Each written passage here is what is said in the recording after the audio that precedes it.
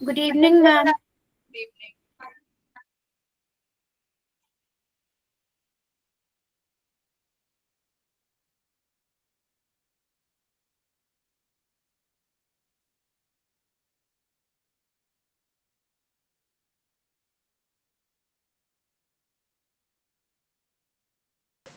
Good evening ma'am.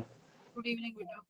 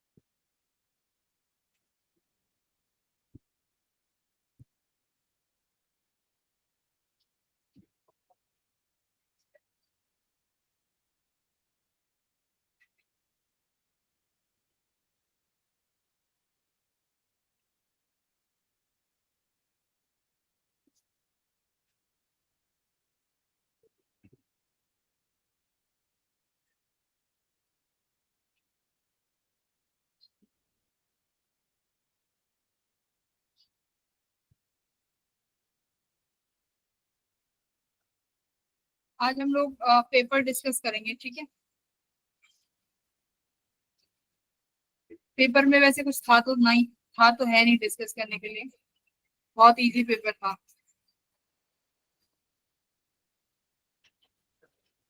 कैसा लगा paper?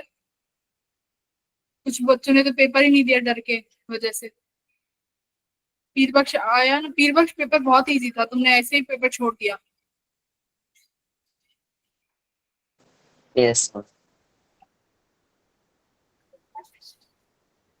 Class में जो टीचर्स पढ़ाते हैं ना, तुम ये सोचते हो पता नहीं 11th का भी आएगा, 11th का तो पढ़ा ही नहीं, फिर कैसे करेंगे।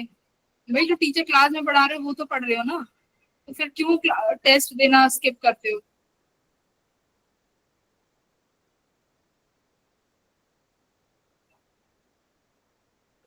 मैम मेरे को वेव्स का पार्ट नहीं आता था 11th का। 12th का तो आता था ना, 12th वाला तो आता था, जो 12th में कराया है उतना तो आता था। हाँ, यस मैम। और आवाज भी नहीं आया। समीर भी नहीं आया। समीर आया? समीर जैन। इन दो लोगों ने बहुत परेशान करके रखा है।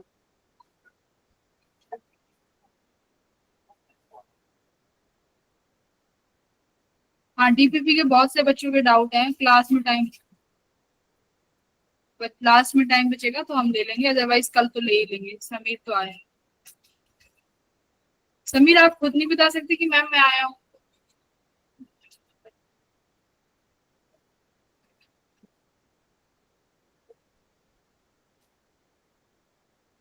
चलो शुरू करें फिर क्लास। आई थिंक आ गए हैं जिन्हें आया, जो नहीं आए आते रहे। DPP 2 second question. सबका एक एक क्वेश्चन है, पूरी डीपीपी सॉल्व हो जाएगी ऐसे क्लास में ही।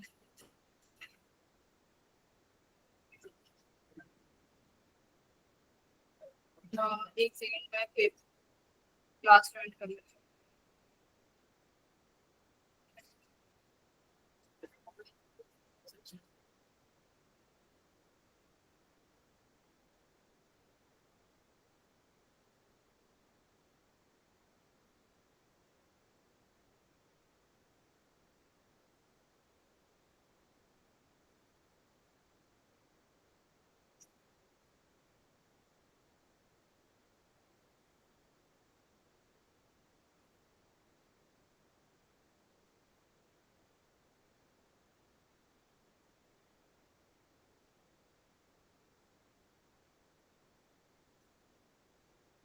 ठीक है।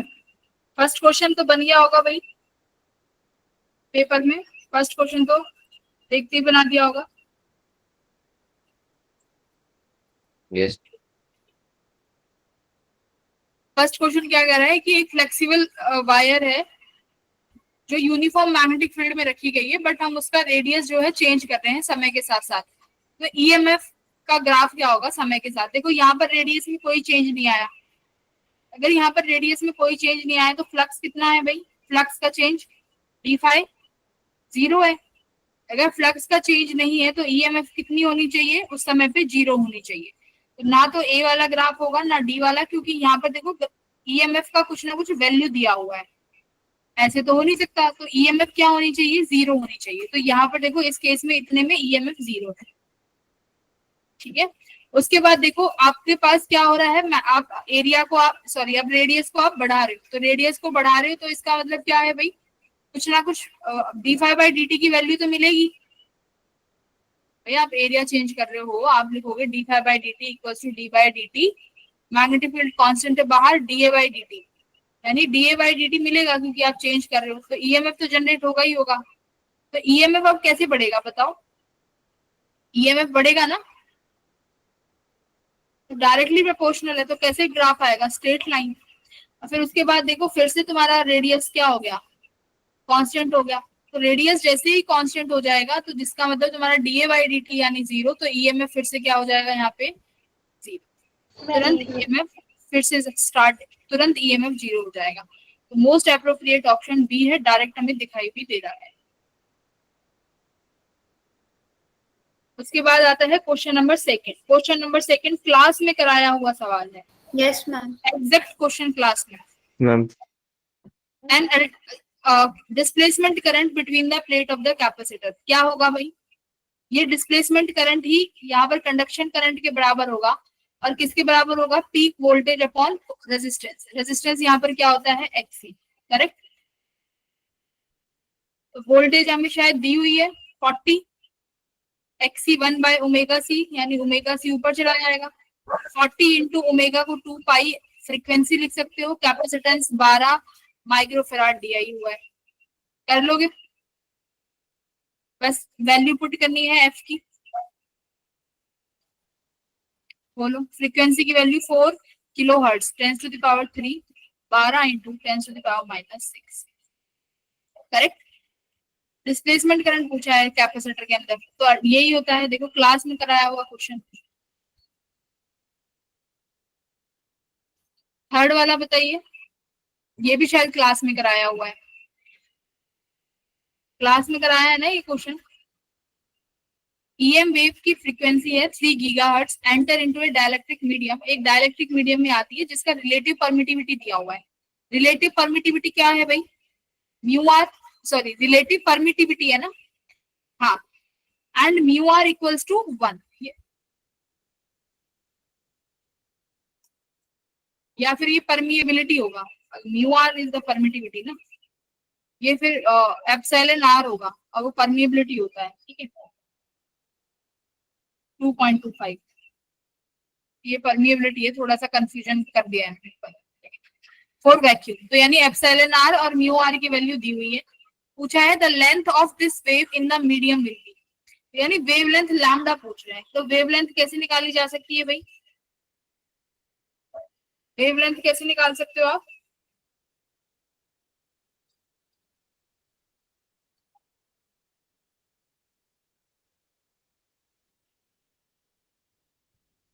वेवलेंथ भाई वेलोसिटी किसके बराबर होती है? वेलोसिटी होती है c बाय n के। n में यहाँ पर क्या यूज कर रही हूँ? वेलोसिटी में और रिफ्रैक्टिव इंडेक्स में कंफ्यूज ना हो जाओ, तो ये n मेरा यहाँ पर रिफ्रैक्टिव इंडेक्स है। ठीक है, मैं वेलोसिटी को क्या लिख सकती हूँ? देखो वेलोसिटी है तो मैं इसको हमारे पास डिस्टेंस किसके बराबर होता है? Speed into time. तो यहाँ से मेरा स्पीड क्या निकल के आएगा? देखो distance upon time equals to speed. यहाँ पर डिस्टेंस क्या हो जाएगा? लैम्डा। टी का क्या बन जाएगा? टाइम। और 1 अपॉन टी को मैं क्या लिख सकती हूँ? देखो लैम्डा एफ लिख सकते हैं। तो ये एस यहाँ पर तुम्हारी वेलोसिटी है, तो इस वेलोसिटी को C by N equals to lambda into frequency लिख सकते हो। Yes ma'am. सी की वैल्यू है म्यू आ जाएगा, फ्रीक्वेंसी गिवन है, बताओ लैम्डा क्या हो जाएगा, सी की वैल्यू 3 इंटू 10⁸8। रिफ्रैक्टिव इंडेक्स किसके बराबर होता है, mu r epsilon r multiply by frequency given है 3 इंटू गीगा हर्ट्ज, गीगा यानी 6 होता है, 10 की पावर कितना होगा, हाँ 10⁻6 गीगा 6 होता है ना, 3 इंटू 10⁻6, तो लैम्डा निकाल लोगे यहाँ से, हाँ निकल जाएगा, बहुत आसान है। मैम 6 तो मेगा होता है मैम ना। गीगाहर्ट्ज 9 होता है। गीगा देख लेना बेटा, पावर क्या होता है गीगा, मैम 9 मेगा होती है। 6 होता है, मेगा 6 होता है, गीगा 9 होता है, तो गीगा Yes, को यहाँ ma'am. पे 9। आई थिंक ये भी क्वेश्चन बहुत इजी था, मुझे नहीं लगता ये कोई अलग से नया सवाल बना दिया है, सारी चीजें कराई हुई है ना। डिस्टेंस को स्पीड, आपको बस ये लैम्डा और फ्रीक्वेंसी में रिलेशन पता होना चाहिए। तो वेलोसिटी किसके बराबर होती है, लैम्डा इनटू फ्रीक्वेंसी, इसके बराबर भी होती है। फोर्थ क्वेश्चन बताओ, वेवलेंथ पूछिए, देखो सबसे ज्यादा वेवलेंथ किसकी होगी, सबसे ज्यादा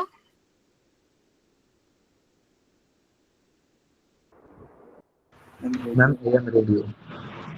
मैम गामा, अरे फ्रीक्वेंसी ऐसे बढ़ती, सबसे ज्यादा मतलब फ्रीक्वेंसी ऐसे बढ़ती है ना, फ्रीक्वेंसी गामा की होगी बट वेवलेंथ दी होगी। हाँ मैम वेवलेंथ तो रेडियो को सबसे ज्यादा होगी। स्टार्टिंग में फ्रीक्वेंसी ज्यादा होती है और लास्ट में जाते जाते जाते फ्रीक्वेंसी बहुत कम हो जाती है और वेवलेंथ बढ़ जाती है। तो सबसे बड़ी वेवलेंथ इसमें होगी, सबसे बड़ी माइक्रो, सबसे बड़ी माइक्रो की होगी, उसके बाद एएम की होगी, देखो पहले नंबर पे माइक्रोवेव, दूसरे नंबर पे एएम, फिर किसकी होगी, गामा और एक्सरे में से बताओ, गामा, और फिर सबसे कम होगी एक्सरे की, सही है, यही है ना। Yes ma'am. तो कौन सा ऑप्शन सही हो गया इसमें, आप इसमें मैच करते जाओ भाई। सबसे बड़ा माइक्रोवेव का कौन सा हो जाएगा, माइक्रोवेव सबसे बड़ी होनी चाहिए। मैम एएम रेडियो क्या है, हाँ मैम एएम होनी चाहिए ना सबसे एएम बड़ी। रेडियो। माइक्रोवेव के बाद रेडियो वेव है। हाँ एएम यानी रेडियो हो गई ना, मैम रेडियो भी सबसे बड़ी होगी। अच्छा माइक्रोवेव, ठीक है, माइक्रो वाला 2 हो जाएगा और एएम वाला 1 हो जाएगा, ठीक है। मिला लोगे इसमें से सबसे ज्यादा, सबसे स्मॉल कौन सा है, फिर अपनी सबसे छोटी है एक्सरे, तो एक्सरे वाली इसमें से सबसे स्मॉल कौन सी है, 10⁻⁻5, ये 15 वाली, तो कौन सा ऑप्शन करेक्ट है इसमें, फोर्थ का, गामा रेज सबसे छोटी गामा होगी। फोर्थ का डी, हाँ स्टार्ट कहाँ से होता है, एक्सरे से स्टार्ट होता है कि गामा से, मेरे को देखो याद नहीं है। मैम गामा से स्टार्ट होता है। सबसे पहले क्या आता है, यहाँ से स्टार्ट होता है गामा, आता है। गामा, एक्सरे, फिर यूवी यूवी यूवी, फिर visible infrared, return, visible micro, नहीं, विजिबल के बाद इंफ्रारेड, फिर इंफ्रारेड, माइक्रो, फिर माइक्रो, फिर रेडियो। फिर रेडियो, रेडियो। ठीक है। तो ये इस तरीके से, तो देख लेना कि मतलब गामा की जो फ्रीक्वेंसी है वो सबसे ज्यादा है, अगर गामा की फ्रीक्वेंसी सबसे ज्यादा है तो वेवलेंथ इसकी सबसे कम हो जाएगी बस, और रेडियो की वेवलेंथ सबसे ज्यादा हो जाएगी। अब बस इसी ऑर्डर में नहीं लगाते चले जाओ, ठीक है। तो इसके अकॉर्डिंग ऑप्शन नंबर 4 हो जाएगा, माइक्रोवेव की सबसे ए का 4,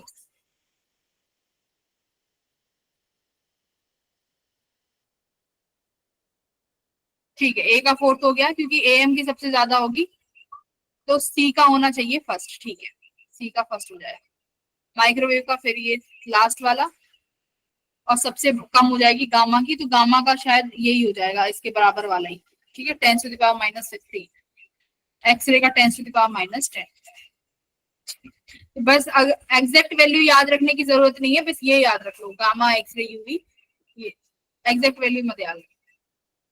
फिफ्थ बताओ भाई, फिफ्थ तो एकदम बढ़िया क्वेश्चन था, आसान सा, Yes, मजा आ ma'am. गया आपका करने में? इजी था ना फिफ्थ? लेंस लॉ पे बेस्ड है। हाँ भाई रेडियो की होगी। फिफ्थ क्या है? Lenz law. लेंस लॉ पे बेस्ड है ना।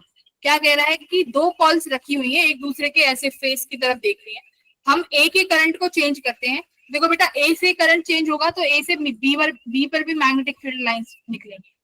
ठीक है, दोनों आमने सामने रखी है तो इसकी जो मैग्नेटिक फील्ड लाइंस होगी बी के एरिया वेक्टर के या तो पैरेलल होगी या एंटी पैरेलल होगी, मतलब क्रॉस कर रही होगी, फ्लक्स क्रिएट होगी, यहाँ पे फ्लक्स जनरेट होगी।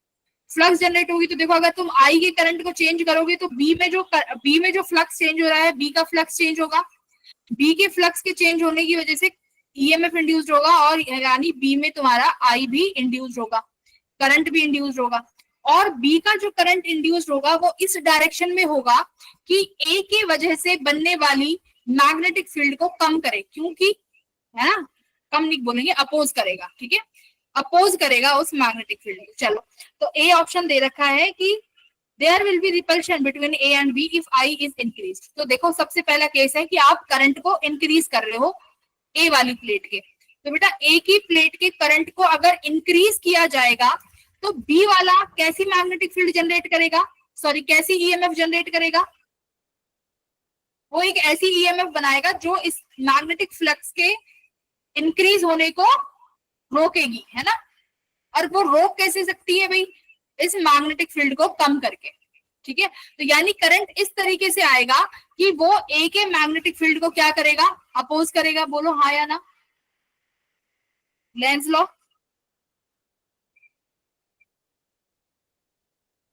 राइट, समझ में आया मैंने क्या बताया ये रामायण? Yes ma'am. देखो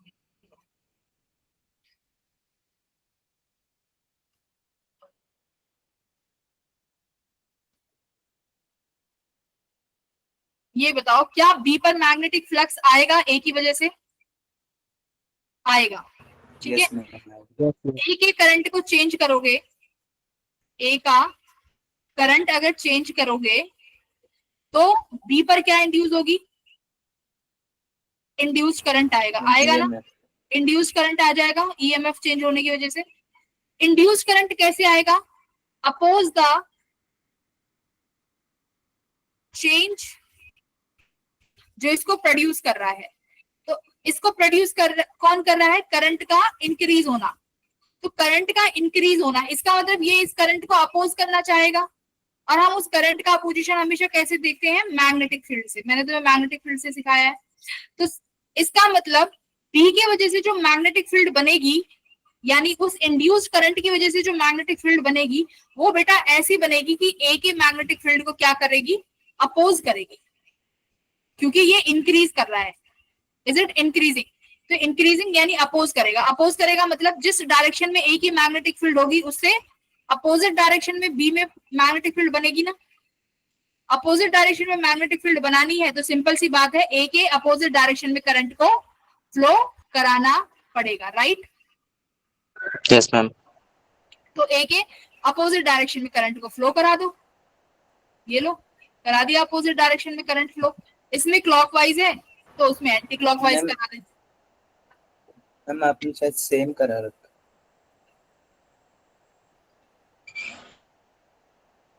क्या सेम कर रहा है? मैम डायरेक्शन आपने करंट की सेम कर दी थी शायद। देखो ये इस तरीके से होगा ना, आमने सामने रखी हुई है। तो अगर इसमें ये कैसे है? इसमें करंट इसमें ऐसे अंदर से बाहर क्लॉकवाइज की दिया तरफ हुआ आता है। हाँ, नहीं ऐसे नहीं है, लेफ्ट राइट। तो मैम एंटी क्लॉकवाइज आएगा ना हमारा। चलो तुम लेफ्ट राइट में बना लो। ये ऐसे जा रहा है तो इसकी वजह से हम मैग्नेटिक फील्ड कहाँ जा रही है? इनवर्ट्स। अगर तुम ऐसे बनाना चाहते हो तो इसकी वजह से इनवर्ट्स आ रही है। तो ये इस तरीके से बनेगा कि इस मैग्नेटिक फील्ड को कैसा बनाए? आउटवर्ड कर दे। तो उसके लिए कैसा करना पड़ेगा? इसको क्लॉकवाइज घुमाना पड़ेगा ना, ऐसे। मैम ये एंटी क्लॉकवाइज है। यस मैम, एंटी को। हाँ, तो इसमें क्लॉकवाइज घुमाना पड़ेगा ना तुम्हें।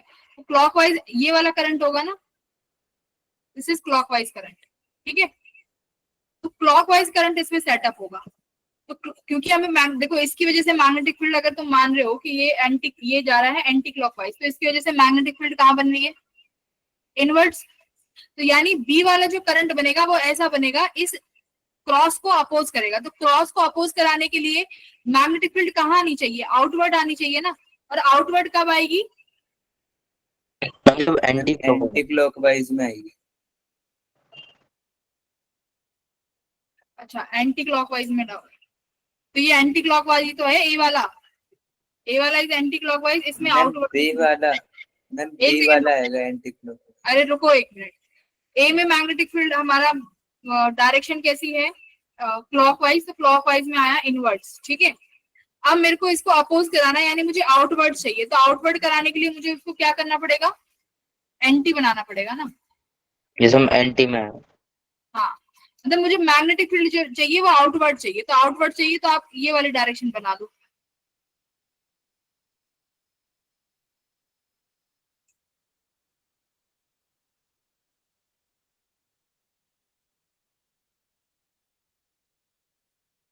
ठीक है।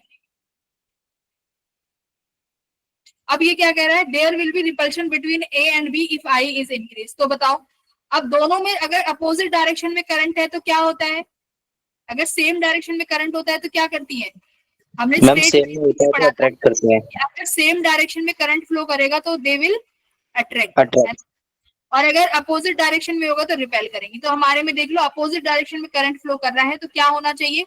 रिपल्शन होना चाहिए। रिपल्शन होना चाहिए। तो ऑप्शन ए ट्रू है। Option A. बी वाला देखो, बी भी देख लेते हैं, क्या पता मल्टी करेक्ट भी आ जाएंगे एक बार। There will be attraction between A and B if I is increase.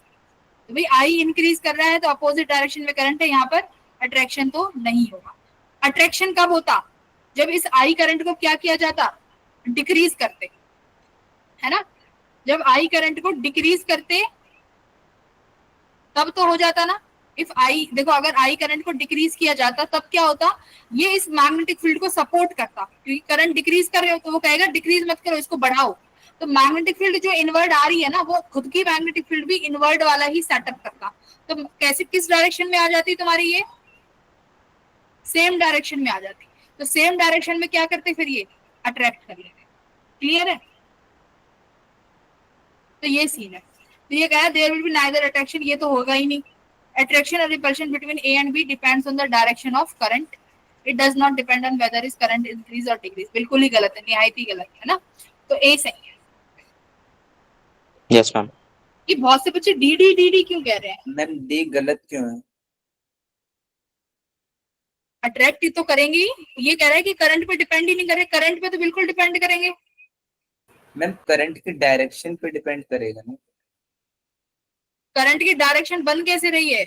उस करंट के इंक्रीज और डिक्रीज होने की वजह से ही, है ना। इंड्यूस करंट की डायरेक्शन बनी क्यों? क्योंकि तुमने एक कॉइल का करंट को इंक्रीज या डिक्रीज कराया। अगर नहीं कराओगे तो ईएमएफ ही नहीं बनेगी, तो फिर इस जो सारा काम है वो होगा ही नहीं।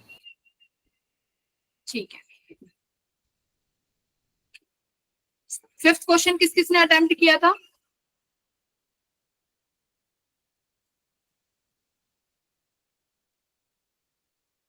बस पलक, संदीप, सुमित, आर्यन। मैम मेरा गलत था।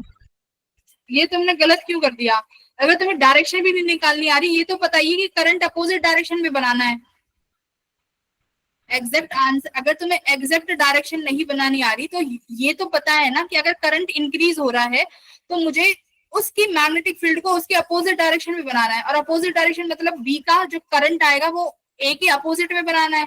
तो अगर अपोजिट डायरेक्शन में है तो सिंपल सी बात है, रिपेल ही करेंगी। लेंज लॉ का क्वेश्चन है, सीधा सीधा।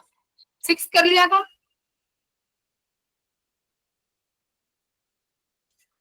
सिक्स हो गया था भाई?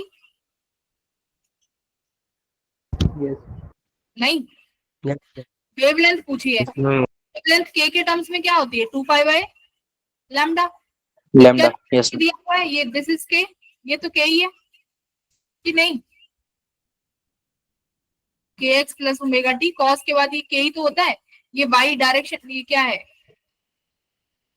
डायरेक्शन है ना, वेव प्रोपोगेशन की वाई। इलेक्ट्रिक फील्ड की डायरेक्शन आई है, तो 2 पाई बाय लैम्डा कर देते इसमें तो बस सीधा।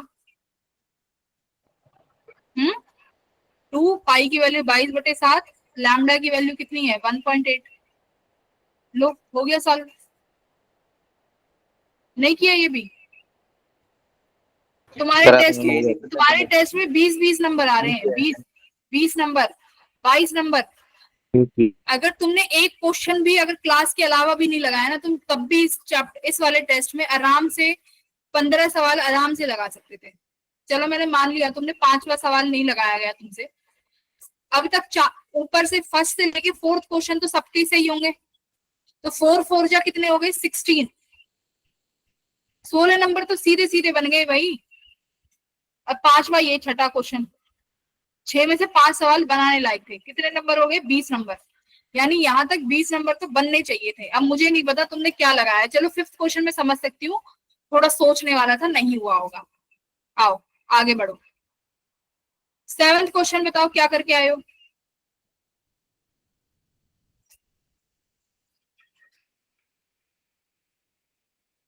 Ma'am both true.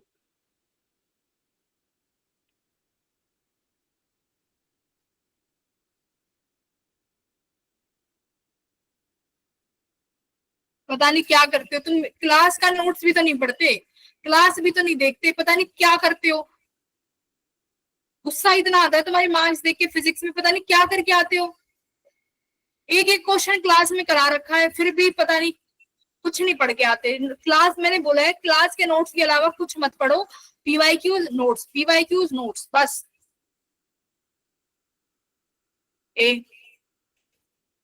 हाँ देखो क्या कह रहे हैं कि EMF induce in the inductor is much larger when the switch is open. अगर स्विच को ओपन कर दोगे, स्विच को ओपन मतलब कनेक्शन कट कर दिए तुमने, तब ईएमएफ ज्यादा बनेगी एज कंपेयर टू द जब स्विच को ऑन करोगे। ठीक है, यहाँ पर अगर स्विच को ऑन किया है तब इतनी ईएमएफ नहीं बनेगी, जब तुम स्विच को क्या करोगे ऑफ करोगे, ऑफ होने पे ज्यादा ईएमएफ इंड्यूस होगी। रीजन क्या दिया है कि जब हम स्विच को ओपन करते हैं, एक तो ये ओपन ऑन बहुत कंफ्यूज है। ओपन का मतलब क्या है भाई, क्या कर रहे हो स्विच को ऑफ कर रहे हो। ठीक है, तो जब हमने स्विच ऑफ किया तो करंट सडनली 0 हो गया। बिल्कुल सही बात है भाई, अगर आपने सर्किट में बैटरी ही हटा दी तो जो करंट रहेगा ही नहीं, आपने सर्किट से कनेक्शन ही कट कर दिया तो करंट 0 हो गया सडनली। बिल्कुल ठीक है। अब कह रहा है कि जब स्विच को क्लोज करेंगे तो सर्किट में इनफाइनाइट रेजिस्टेंस होगा, not infinite sorry finite resistance होगा, जिसकी वजह से करंट सडनली मैक्सिमम वैल्यू पे नहीं जा पाएगा। तो बिल्कुल सही है, करंट एकदम से 0 से आई मैक्स नहीं हो सकता। अगर 0 से आई मैक्स पॉसिबल नहीं है, इसका मतलब जो ईएमएफ इंड्यूस होगी वो भी मैक्सिमम नहीं होगी, है ना। ईएमएफ इंड्यूस भी मैक्सिमम पैदा नहीं होगी। सही बात है। लेकिन अगर करंट सर्किट में आई है और आई से तुमने एकदम से सर्किट बंद कर दिया, सॉरी क्लोज कर वो कर दिया, ऑफ कर दिया, तो करंट एकदम से सर्किट में 0 चला जाएगा। तो एकदम से आई का 0 होना मतलब करंट का जो चेंज आया है वो मैक्सिमम है। और अगर करंट का चेंज मैक्सिमम है तो मुझे डी फाई का चेंज भी क्या मिलेगा, मैक्सिमम। और डी फाई का चेंज मैक्सिमम है तो ईएमएफ इंड्यूस भी क्या मिलेगी, मैक्स। तो इसीलिए ऑप्शन दोनों ठीक है। वेरी बहुत अच्छा। तो 7वां क्वेश्चन चलो मैं फिर भी मानती हूँ कि 7वां नहीं किया होगा। अब तक 6 सवाल अब तक 7 में से 5 सवाल सबसे बनने थे। 8th क्वेश्चन सबसे बनना था एवरीवन। लेंज लॉ का क्वेश्चन है, सीधा सीधा बना। Yes ma'am. सबसे बना। Yes ma'am. मनीषा बताएगी। मनीषा बताओ 8th में क्या करा है। मैम नहीं किया था ये क्वेश्चन। गर्व बताएगा फिर।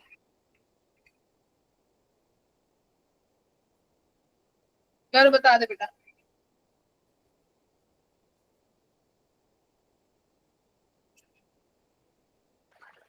मैम इसमें हमें लेंज लॉ लगाना है और उससे डायरेक्शन देखनी है कि हमारी मैग्नेटिक फील्ड कैसे होनी चाहिए ताकि वो अपोज करे।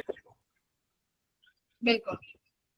क्या कह रहे हैं कि हमारे पास एक शीट रखी हुई है मैग्नेटिक फील्ड के अंदर, मैग्नेटिक फील्ड जो है 0 से मैक्सिमम हो रही है। तो देखो मैग्नेटिक फील्ड भाई 0 से मैक्स हो रही है, तो जो फ्लक्स आएगी ना, उस फ्लक्स की वजह से करंट आएगा, करंट इंड्यूस होगा, और वो करंट जो इंड्यूस होगा वो इसको क्या करेगा, अपोज करेगा फ्लक्स को। तो फ्लक्स को अपोज करने का मतलब क्या है, वो किसे अपोज करेगा, मैग्नेटिक फील्ड को ना, मैग्नेटिक फील्ड को अपोज करेगा। तो यहां देखो तुम्हें इंड्यूस करंट की डायरेक्शन दी हुई है, इंड्यूस करंट की डायरेक्शन कहाँ आ रही है भाई, इनवर्ट्स आ रही है। यस मैम, इनवर्ड्स है। तो इसका मतलब एक्चुअल डायरेक्शन कहाँ होगी, आउटवर्ड। आउटवर्ड। अपोज करना चाहता है ना वो, तो अपोज करेगा, तो इसका मतलब एक्चुअली में डायरेक्शन आउटवर्ड होगी, लेकिन ये मैक्सिमम हो रहा है तो इसीलिए उसको अगेंस्ट चला जाएगा, आउट ऑफ द प्लेन। अगर ये मैक्सिमम से 0 हो रही होती, देखो मैक्स टू 0 जा रही होती, तो क्या करता, सपोर्ट करने लगता, सपोर्ट करने लगता मतलब आउटवर्ड में ही डायरेक्शन बना देते फिर, है ना। जो डायरेक्शन होती उसको सपोर्ट करवाना था फिर आपको, बिल्कुल। तो अगेंस्ट कराना है तो वेरी गुड, बहुत अच्छे। 9th वाला बताओ। तो 8 में से 6 सवाल सबके करने वाले थे, जिससे तुम्हारे बनते हैं नंबर 24। ठीक है, अब अपने आप को नाप लो तुम सब कि कितना पढ़ रहे हैं हम लोग, बहुत हवाबाजी में आ रहे हो। क्वेश्चन नंबर 9 बताओ। मैम हो गया था। हो गया। मैम हो गया। सबसे हुआ EM Yes, waves ma'am. enter from medium 1 to medium 2, electric field vectors दिए हुए हैं दोनों मीडियम के, kx माइनस ओमेगा टी, और इसमें 3kx minus omega t. Mu r1 by mu r2 का रेशियो दिया हुआ है। Then find the value of epsilon r by epsilon r1। कैसे निकाला इसको, ma'am v equals to c upon root permittivity of and speed की wave permittivity। निकाल सकते हैं ना, वेलोसिटी ऑफ वेव। तो यहाँ पर वेलोसिटी ऑफ वेव क्या हो जाएगी, ओमेगा बाय के। यहाँ पर वेलोसिटी ऑफ वेव कितनी हो जाएगी, ओमेगा बाय 3k। 3k। यानी वेव्स भी चेंज हुई हैं। अगर ये v1 है, ये वेलोसिटी v2 है, तो वेव की वेलोसिटी चेंज हुई है। कैसे, v1 equals to v2 by 3, ये रिलेशन आया, v1 equals to v2 by 3। Wave की वेलोसिटी, और वेव की वेलोसिटी का और क्या फॉर्मूला होता है, एक तो ओमेगा बाय k और लैम्डा एफ से तो नहीं निकलेगा, लैम्डा एफ से देख लो, पर नहीं।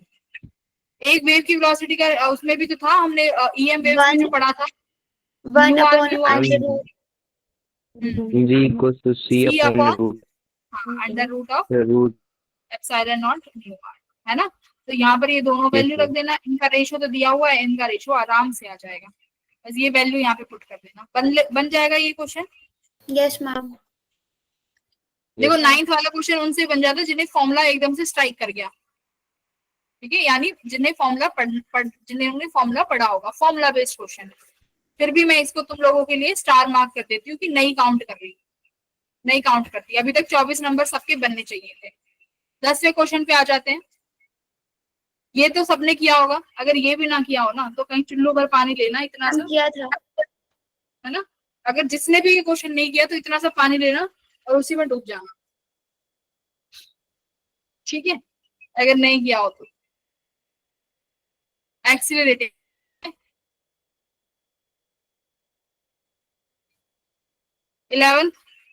11th भी किया, तो यहाँ से तुम्हारे बनते हैं 24 + 4, कितने क्वेश्चन हो गए, 24 और 4 28, 28 मार्क्स बनते हैं तुम्हारे अब तक। 28। लास्ट में देखेंगे कौन कितने पानी में है।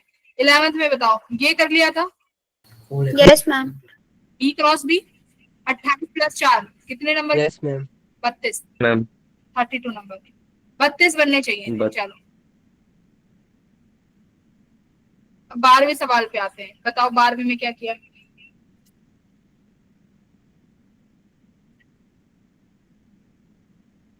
ये आदर्श तो पता नहीं इस बार पेपर में क्या ही करके आया है, आदर्श पता नहीं कौन से उसमें बैठ के पेपर दे रहा था, कहाँ क्या करके आया आदर्श इस बार। तुम्हारे इन चैप्टर्स में ये हाल है, जब इकट्ठा करके कंबाइंड आएगा तब तो तुम पता नहीं क्या ही करोगे। कुछ नहीं करोगे तुम, लास्ट में कह दोगे मैम ने पढ़ाया ही नहीं, मैम ने पता नहीं क्या ही पढ़ा दिया, पेपर में पता नहीं क्या आ गया, लास्ट में ये करके आ जाना।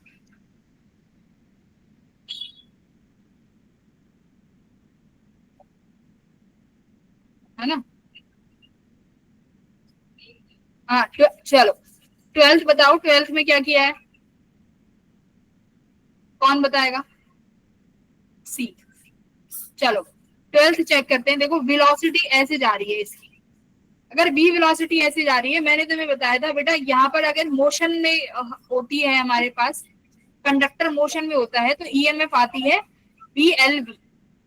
इसमें तीनों एक दूसरे के क्या होनी चाहिए? परपेंडिकुलर होनी चाहिए। बताया है ये तीनों एक दूसरे के परपेंडिकुलर होनी चाहिए।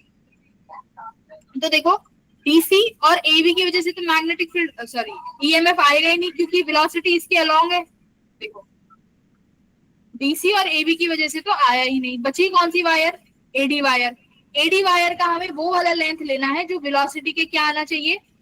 परपेंडिकुलर आना चाहिए। तो कौन सा लेंथ होगा भाई इसके परपेंडिकुलर एडी का? कौन सा component? EMF equals to B L effective सिखाया था वेलोसिटी। मैग्नेटिक फील्ड ऐसी लेंथ इफेक्टिव बनेगा एडी का साइन कंपोनेंट। कौन सा? 37 डिग्री का। Velocity as it is. ये तुम्हारी ईएमएफ है। मैग्नेटिक फील्ड गिवन है, एडी की लेंथ गिवन है, वेलोसिटी निकालनी। चलो आगे देखते हैं, आगे और क्या इंफॉर्मेशन गिवन है। रेजिस्टेंस, ये 8 ओम का रेजिस्टेंस है और इसकी जो रेजिस्टेंस है वो है 4 ओम का। अच्छा तो ये इस तरीके का सर्किट बन गया। यहाँ पर ये वेलोसिटी v है, ठीक है, और मैं इसको ऐसे भी लगा सकती हूँ। यहाँ पर मेरे पास ये 8 ओम है, ये वायर एडी है और ये पूरा सर्किट है, ठीक है। एडीबीसी सारी वायर है, इसकी लेंथ एल है। अब देखो ये पूरा जो ये है, इसका रेजिस्टेंस कितना दिया हुआ है? 4 ओम। 4 ओम दिया हुआ है ना। और एडी का बनेगा यहाँ पे ईएमएफ। देखो यहाँ पर ये 8 ओम हो गया, एडी के यहाँ पे ईएमएफ जनरेट होगा, है ना, इस तरीके से। वो ईएमएफ कितना होगा इन्होंने ऑलरेडी दिया हुआ है, 2 इंटू करंट भी दे दिया 2 एम्पियर का, और रेजिस्टेंस भी है इसमें 4 ओम का। तो मान लेते हैं कि इसका रेजिस्टेंस है अपना 4 ओम। तो बताओ V इक्वल्स टू, अगर मैं IR लगाती हूँ तो मेरा वोल्टेज कितना निकल के आता है? करंट 2 है, रेजिस्टेंस कितना हो गया? 8 और 4 12, 12 दूनी 24। यही ईएमएफ तो बनेगी। तो इस ईएमएफ को 24 के बराबर कर दो, सारी चीजें आ जाएंगी। V निकाल लेना अपना। ये लो AD sine 37 equals to velocity. बताओ क्या गड़बड़ है इसमें?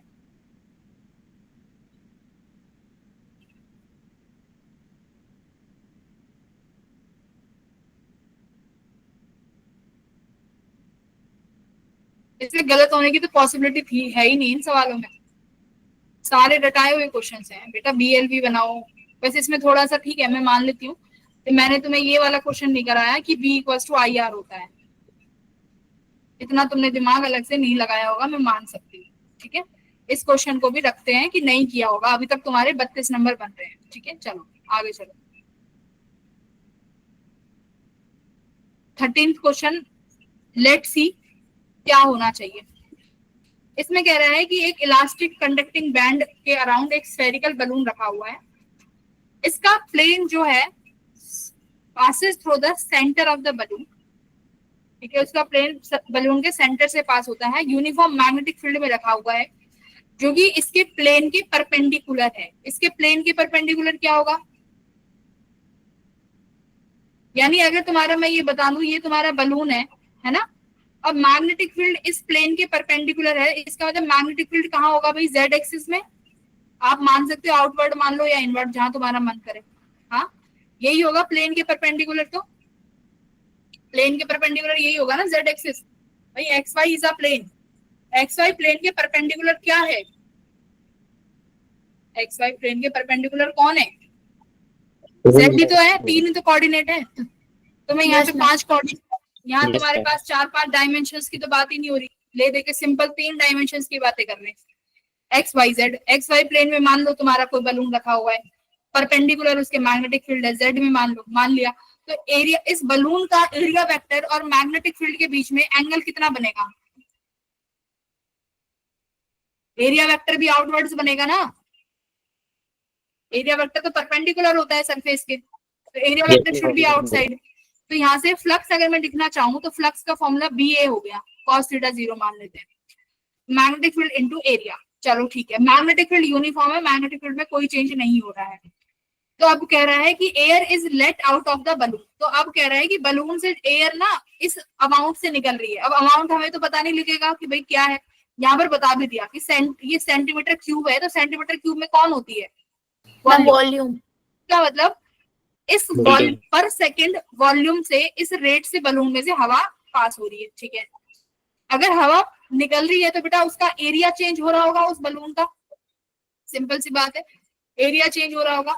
हम लिखेंगे, क्या लिखेंगे? मैग्नेटिक फील्ड इनटू बलून का एरिया पाई, बलून की रेडियस r स्क्वायर, d∅dt कितना बनेगा? देखो मैग्नेटिक फील्ड कांस्टेंट है एज इट इज, r का चेंज हो रहा है, पाई का कुछ नहीं हो रहा। r का क्या लिखोगे? 2r bye 2r d by है ना। ये मेरा फ्लक्स, यही फ्लक्स मेरा ईएमएफ बना देगा। यस r की इन्होंने वैल्यू दी कि उस इंस्टेंट में निकाल दो जब r 20 सेंटीमीटर हो चुका है, यानी r की वो इंस्टेंट वैल्यू भी दे दी इन्होंने 20 सेंटीमीटर। दिक्कत क्या है कि dr/dt नहीं है, वॉल्यूम है। तो हमें वॉल्यूम पता है ना, बलून एक स्फीयर होता है, बलून इज अ स्फीयर, तो उसका वो कितना बनेगा? Volume 4/3 pi are. 4/3 अब इस वॉल्यूम का डिफरेंशिएशन तो दिया ही हुआ है, dv/dt कितना हो जाएगा? 4/3 पाई 3r स्क्वायर dr/dt। 3 से 3 कट गया, ये dv/dt उठा के वहां रख दो, कितना बनेगा? देखो 2 पाई r इंटू बी, dr/dt कितना आया मेरे बेटा? वॉल्यूम का चेंज, मैं इसको सिर्फ 100 लिख दे रही हूँ, ठीक है। ये dv/dt 100 है, तो 100 सेंटीमीटर क्यूब है, तो सेंटीमीटर का -6 बना देना, अपॉन में चला जाएगा 4 पाई r स्क्वायर, ठीक है। तो देख लो 2 पाई r से 4 पाई r कट गया, क्या बचा सिर्फ ऊपर? ईएमएफ कितना आया? मैग्नेटिक फील्ड इंटू 100 इंटू 10 की पावर -6, 4 इंटू रेडियस जो यहाँ पे 20 सेंटीमीटर है, 20 इंटू 10 की पावर -6। ऐसे ऐसे सोचे जाते हैं सवाल कि कैसे होगा। फ्लक्स निकालनी है हमें, dr/dt चाहिए, कहां से निकालें? ये कुछ दिया हुआ है, इससे सोचो, वैल्यूज पुट करो, आ गया ऑप्शन, आराम से आ जाएगा। क्या ऑप्शन है मुझे नहीं पता, देख लेना, चेक कर लेना। 12.5। चलो 14th क्वेश्चन पे आ जाओ। ईएम वेव मैग्नेटिक फील्ड का दिया हुआ है, इलेक्ट्रिक फील्ड का पूछा है, तो यानी कौन से में होगा भाई? एक्स में होगा। अरे बताओ कितना इजी। अच्छा एक्स में 2 दे दिए, ठीक है ठीक है, फिर सही है, 2 दे दिए ना, सही है। तो अब तुम्हें ये निकालना पड़ेगा, तो E इक्वल्स टू किसके बराबर होता है? CB के, निकाल लेना, कितना हो जाएगा? 8 हो जाएगा ये तो। अरे जैसे 60 मैम, ये तो हो गया था बड़ा आराम से। अब तुम्हारे 32 में 4 और ऐड करो, 36, 36 नंबर।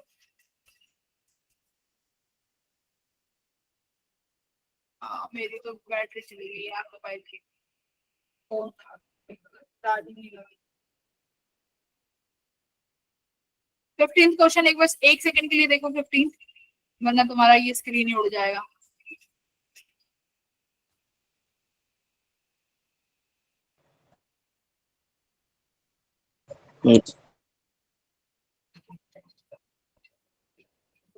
क्या होता है ये लैपटॉप में, कर लेगा ये आज की डेट में इसको लोड?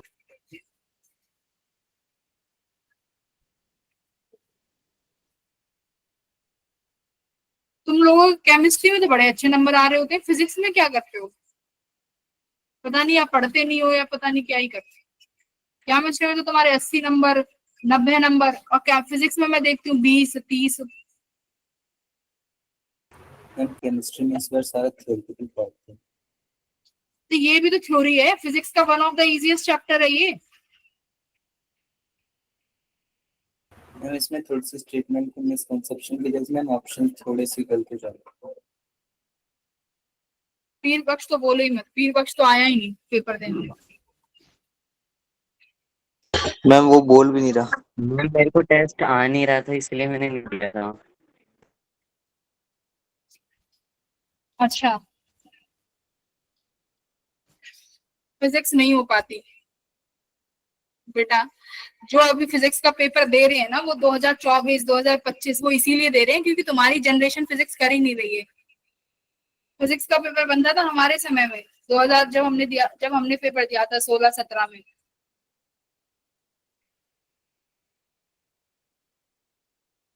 अच्छा तुम लोग आपने ये 16 में दिया था? अरे गलत बता दिया यार तुम लोगों को। तब तो आपके पेपर में वो वाला तो नहीं आया था कहीं? क्या नहीं आया होगा? रोटेशन का वो आसान है। क्वेश्चन आपके पेपर में तो नहीं आया था वो? अब तो याद नहीं है क्या आया था बट पेपर डिफिकल्ट आता था उस टाइम पे 16-17 में।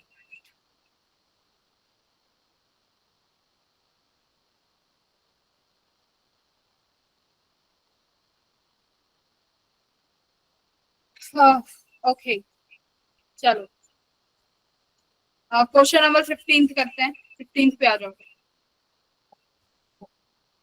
बताओ। मेंस निकल गया था, एडवांस नहीं हुआ था।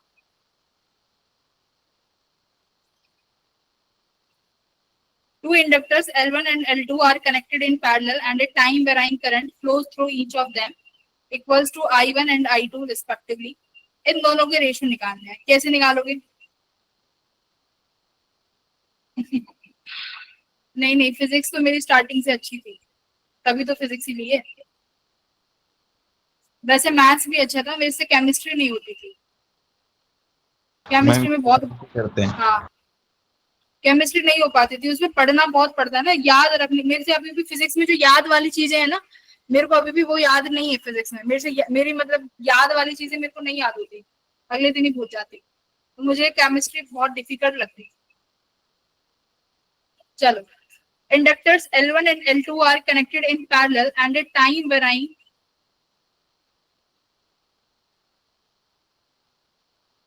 हाँ, रटना पड़ता है ना, वो रटने वाली चीजें नहीं हो पाती। और जैसे ही जब 10th के बाद जब उसमें 11th में गए तो 11th में कंफ्यूजन थी कि क्या करें, बायो लें मैथ्स लें। एक दो दिन बायो की क्लास में बैठे, बायो की क्लास में बस मैम को ही देखा। मैम पढ़ाने आती थी, बहुत सुंदर मैम थी। मैम को देखने चले जाते थे, अरे वाह कितनी अच्छी मैम है, इनसे पढ़ेंगे इनसे पढ़ेंगे। तो मैम को देखने गए, वो बस मैम को ही देखते ही रह गए। फिर कुछ समझ में नहीं आया बायो के वर्ड्स। कुछ समझ में नहीं आया। ट्रायल भी मिलता था।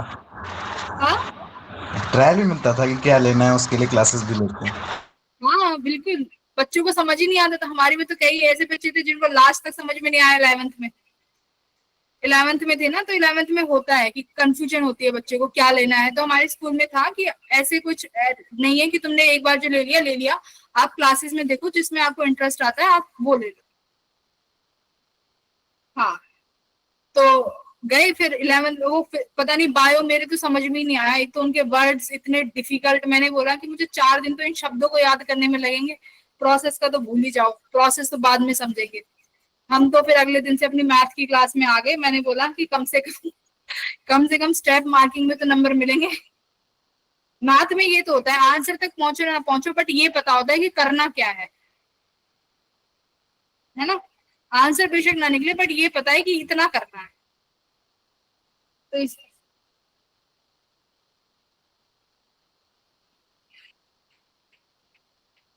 हाँ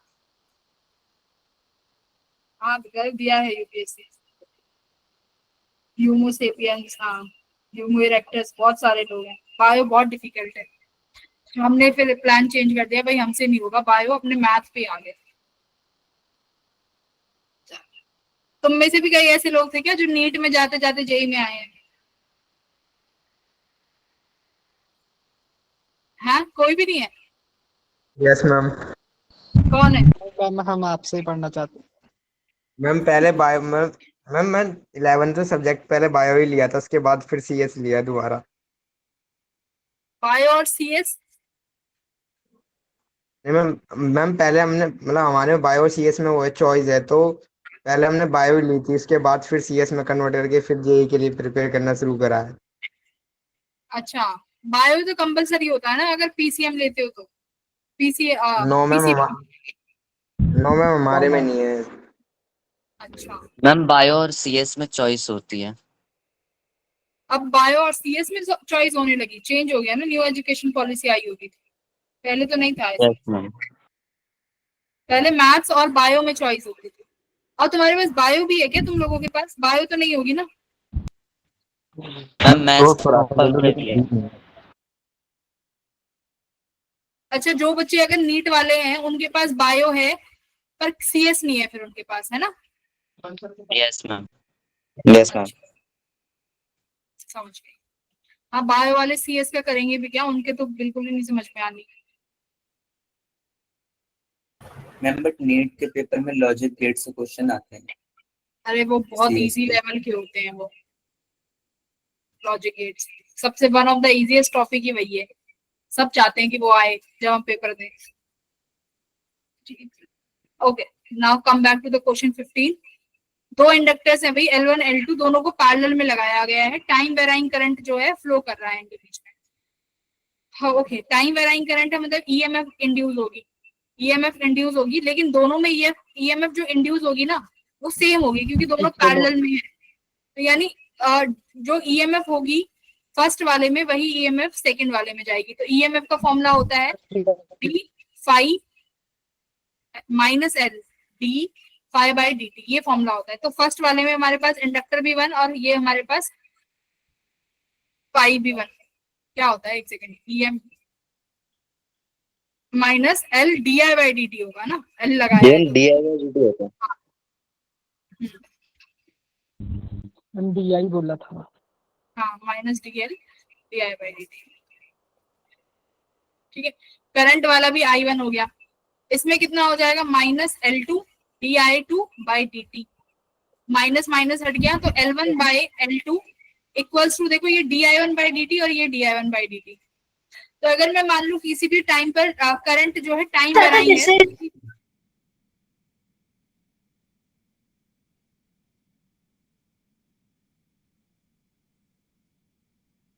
करंट अगर टाइम वेराइंग है तो किसी भी टाइम पे करंट मैक्सिमम होगा।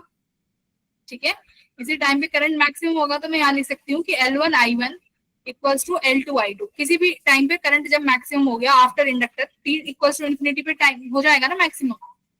अच्छा, अगर ये टाइम वेराइंग है तो किसी पॉइंट पे होगा, इन्फिनिटी पे से कुछ फर्क नहीं पड़ेगा। ठीक है, किसी टाइम पे होगा, एग्जैक्ट टाइम पे। तो उस मान लेते हैं कि उस इंस्टेंट पे हमारा मैक्सिमम करंट सर्किट में है I1 इक्वल्स टू I2। तो क्या होगा भाई, L1 अपॉन L2 किसके बराबर हो जाएगा, I2 अपॉन I। ठीक है, डायरेक्ट। तो I1 बाय L ये हो जाएगा L2 बाय L। किसी भी इंस्टेंट में करंट मैक्सिमम होगा ना, क्योंकि टाइम वेराइंग है। टाइम वेराइंग करंट हमेशा मैक्सिमम नहीं होगा, बट किसी इंस्टेंट पे मैक्सिमम होगा। उस इंस्टेंट पे मान लो कि हमारे पास ये इक्वेशन उस टाइम पे बन जाएगी। तो यहाँ से 4 नंबर भी बनने चाहिए थे, पर फिर भी मैं नंबर नहीं लगा रही हूँ। तो अब तक तुम्हारे 36 नंबर होने चाहिए थे। 16th बताओ, डिस्प्लेसमेंट करंट पूछा है, चार्ज दिया हुआ है, plates are very close, neglecting the edge effects, the displacement current through the capacitor is, कितना हो जाएगा, dq by dt। Q equals to CB होता है, I equals to DQ by dt हो जाएगा। DQ बाई dt कर दोगे बस कि नहीं? भाई DQ बाई dt कर देंगे कि नहीं कर देंगे? चार्ज दिया हुआ है, करंट DQ बाई dt हो जाएगा और यही कंडक्शन करंट मेरा यहाँ डिस्प्लेसमेंट करंट बन जाएगा। तो ये कितना बनेगा, Q नॉट साइन का क्या बन जाएगा, cos 2 पाई f t। t का क्या करना पड़ेगा, 2 पाई f। तो इस डिवाइड में जाएगा मल्टीप्लाई में, डिफरेंशिएशन है तो मल्टीप्लाई। क्या आंसर बना इससे, 2 पाई f Q नॉट मैम सी वाला एप्सिलॉन नॉट Q, है ना, सी आया ना सीधा, तो यही होना चाहिए सी ऑप्शन मेरे हिसाब से, यही होगा सिर्फ DQ बाई dt डायरेक्ट। ठीक है, option number C will be your correct answer. चलें 7th पे चले। तो ये वाला क्वेश्चन भी करना चाहिए था। यहाँ 4 नंबर ऐड कर रही हूँ तो 40 नंबर हो गए हैं तुम सबके। 40 तो आने चाहिए थे। देखो जिसमें थोड़ा सा भी ट्रिकी है ना, मैंने वो ऐड ही नहीं करे, जो डायरेक्ट सवाल है वो ऐड करे। 17वां 17th बताओ, क्लास का क्वेश्चन है ये, क्लास का। यस मैंने क्लास में कराया हुआ है कि ये तुम्हारे पास डिस्क है, ये अपने सेंटर के अबाउट घूम रही है, यहाँ पर एक रेजिस्टेंस लगा हुआ है बिटवीन द सेंटर और उसकी रिम के बीच में। मैंने कुछ इस तरीके से लगाया था, ठीक है। यहाँ पर वो ओमेगा से घूम रहा है, तो इस पॉइंट ओ और उसकी रिम के बीच का जो पोटेंशियल डिफरेंस आएगा वो कितना आता है भाई, 2 एज पॉइंट पे बताया है, EMF half B omega L square, इतना ही आएगा। भाई हमने सीखा था ना, ए और बी अगर ये रॉड है जिसकी लेंथ एल है और अगर हम इसे एक पॉइंट से घुमा रहे हैं ओमेगा से, तो half B omega L square आती है। Yes ma'am. हाँ, तो यहाँ पर हमने वही वैल्यू रख दी। तो अब क्या सारी चीजें गिवन है, करंट क्या हो जाएगा, ईएमएफ अपॉन रेजिस्टेंस। रेजिस्टेंस दे ही दिया 1 ओम का है, बस ये वैल्यू रखनी है। 4 नंबर इसके ऐड करो तो 44 नंबर बन गए। चलो इसको मैं वैल्यू पुट नहीं करवाऊंगी, फॉर्मूला बेस्ड क्वेश्चन है, बस रख लेना। मैंने तुम्हें 3 4 सारे रेजिस्टेंस से बताया था कि 3 रखने 4 रखने तो क्या होगा, सब कराया हुआ है। 18th बताओ क्या किया है 18th में, ये किया है।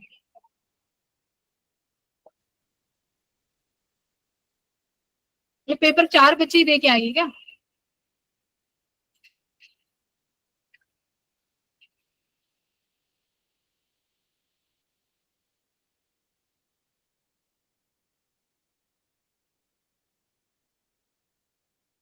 सक्षम बी बोल रहा है, ताजिया ए कह रही है, सुमित ने किया ही नहीं, ठीक है। चलो 18th क्वेश्चन देखते हैं। मैंने तुम्हें ये कराया था कि बेटा अगर यहाँ पर एक कॉइल हो और अगर हम देखो यहाँ पर लेके आ रहे हैं साउथ पोल और नॉर्थ पोल को, यहाँ कौन सा पोल, इसको आप पास लेके आ रहे हो, तो ये क्या कहेगा कि पास मत आओ, तो कौन सा पोल बनाएगा ये अपने पास, नॉर्थ पोल, क्योंकि रिपेल करना चाहेगा, नॉर्थ पोल बनाया। तो नॉर्थ पोल इसमें देखो अब यहाँ पर डायरेक्शन, एक तो ग्रेविटी जी लग रही है, नॉर्थ पोल कौन सा होगा, तो यानी एक फोर्स लगेगा रिपल्सिव फोर्स, यानी वो एफ ऊपर की तरफ हो जाएगा ना। तो अगर तुम ये फोर्स एफ या रिपल्सिव, जो भी इनके बीच में मैग्नेटिज्म फोर्स लगेगा, एफएम मान लेते हैं, ठीक है, इनके बीच में जो भी रिपल्सिव फोर्स होगा मैग्नेटिक का वो एफ हो गया। तो यहाँ से नेट फोर्स क्या निकालोगे आप मैम, एफ नेट आया, नीचे वाला फोर्स mg माइनस ऊपर वाला एफ नेट fm, यही बनेगा। तो एक्सीलरेशन क्या होगी भाई, लेस देन g होगी ना। मैम बट ये उसके लिए है ना कि लूप पूरा होना चाहिए। अरे तो 1 सेकंड रुक जाओ, acceleration is less than g है ना, इस केस में हमारा एक्सीलरेशन लेस देन g होता है। फिर एक बार यहाँ हो जाता है कि अगर हम इस साउथ और नॉर्थ पोल को अब ऐसे दूर लेके जा रहे हैं तो क्या होगा, तो इस वाले केस में भी सेम यही होती है कि एक्सीलरेशन लेस देन g हो जाता है। अब यहाँ पर तुम्हें क्या यहाँ तुम्हें दे दिया कि लूप ओपन है। लूप ओपन का मतलब क्या है, ईएमएफ तो आएगी, ईएमएफ तो देखो इंड्यूस होगी, ईएमएफ तो मैंने तुम्हें बताया था हवा में भी आ जाती है, ईएमएफ तो हवा में भी आ जाएगी।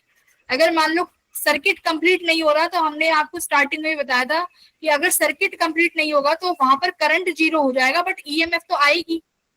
तो बेटा अगर करंट ही 0 है तो अट्रैक्शन और रिपल्शन तो होगा ही नहीं। अट्रैक्शन और रिपल्शन तो करंट की वजह से हो रहा है ना।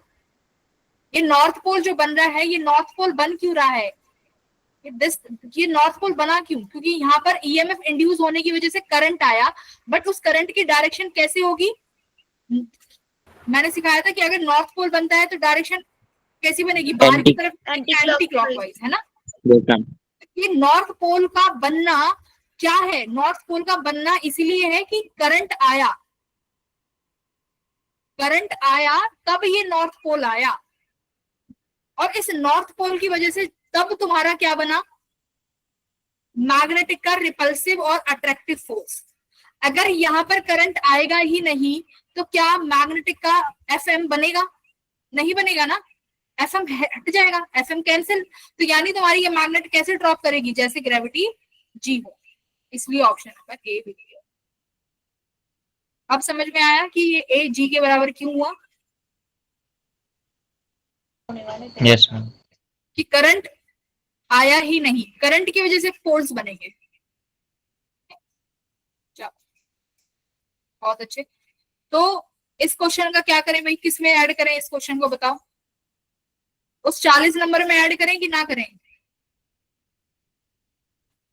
नहीं करते, चलो ठीक है, तुम्हारे लिए इजी कर दिया, नहीं करते ऐड। चलो 19वें पे आ जाओ, 19th पे बताओ। ये तो मैं ऐड करूंगी भाई, 4 नंबर, 44 नंबर हो गए। सब करके आए होंगे इस क्वेश्चन को? Yes ma'am. एक बार देख लेते हैं क्या कह रहा है। करंट इंड्यूस हो रहा है और वो भी इंक्रीज कर रहे हो, तो करंट इंक्रीज हो रहा है। तो पहले देख लेते हैं इस वायर की वजह से बी पॉइंट पर मैग्नेटिक फील्ड कैसे बन रही है भाई? इनवर्ड, यानी यहाँ पर Inward. मैग्नेटिक फील्ड इनवर्ड होगी, यहाँ पर मैग्नेटिक फील्ड आउटवर्ड होगी। तो करंट इंक्रीज हो रहा है, तो मतलब अब की बार हमें इसको अपोज करना है। तो बी में जो बी वाला है ये क्या करेगा, इस इनवर्ड मैग्नेटिक फील्ड को अपोज करने के लिए खुद की मैग्नेटिक फील्ड आउटवर्ड बनाएगा। आउटवर्ड यानी एंटी क्लॉकवाइज, तो बी तो हो गया एंटी। ए वाला देखो भाई, ए में मैग्नेटिक फील्ड है आउटवर्ड, तो यानी अपोज करने के लिए इसको मैग्नेटिक फील्ड बनानी पड़ेगी इनवर्ड्स में। तो इनवर्ड्स में मैग्नेटिक फील्ड बनानी है तो क्या करना पड़ेगा भाई, डायरेक्शन को क्लॉकवाइज। तो A clockwise, B anti clockwise. B कैसे करे आया अब्दुल्ला? अपोज करना है ना, इंक्रीज हो रही है। मैम बस यही स्टेटमेंट ध्यान नहीं दी थी मैम, अपोज करना है, मैंने डायरेक्ट निकाल दिया था। अगर ये डिक्रीज होता तो बी ऑप्शन सही होता, अपोज करवाना है हमें। मैम ऐसे ही वो वाला क्वेश्चन भी गलत हो गया था। लेंस लॉ उल्टा पढ़ लिया था क्या? नो मैम, बस यही ध्यान नहीं दे रहा था, ये इंक्रीज हुआ था। ठीक है, मैम पर दिया तो बी है, मैंने ए किया था, गलत हुआ है। नहीं, ए तो ठीक है, एक बार देख लो ऑप्शंस, चेक कर लो भाई। 19 का बी है इसका।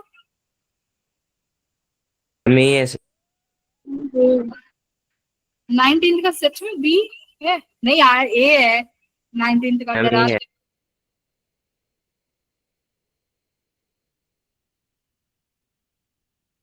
ए है भाई, मेरे को मत पागल बनाओ तुम लोग।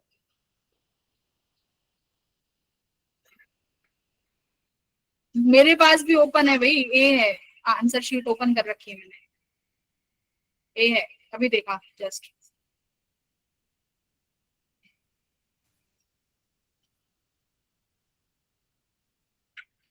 ओके चलो, तो 44 नंबर तक अब तक बंद करते आए हो, 20 पे आ जाते हैं। चलो ठीक है, आदर्श के 4 नंबर और बढ़ा देते हैं। कितने बंदे थे तुम्हारे? 30 बंदे थे ना आदर्श? 34 बना लो, 34 बंदे थे तो तुम्हारे 38 बन गए। ठीक है, वैसे ऐसा होता नहीं है, फिर वो सभी बच्चों के 4 घटे होंगे अगर तुम्हारे घटे हैं तो। 20 पे आ जाओ, नॉर्मलाइजेशन हो गया, शांत रहो। Which of the following statement is false for the this? बताओ।